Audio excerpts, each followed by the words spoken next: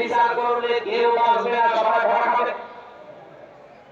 তাহলে অবিচার তো নেই, ন্যায় বিচার তো একটা রাস্তা খোলা আছে। মহান আল্লাহ যদি অবিচার তো আমরা বিশ্বাস করি যে আল্লাহ অবিচার করবে না, ন্যায় বিচার করলে ধরা খাবো।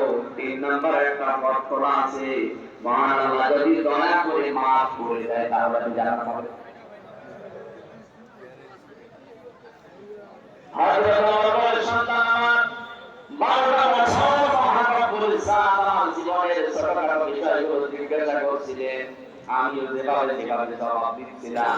শেষ পর্যন্ত আল্লাহ বলেন, ওমর আমার নামের খাতির করে মাফ করে দিলাম। আমি এখন জান্নাতের নহর থেকে গোসল করে পোশাক পরে জান্নাতের দিকে যাচ্ছি।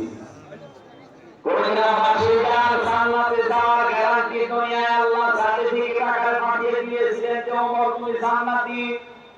আকাশের তারকা হয়ে তোমার জীবনে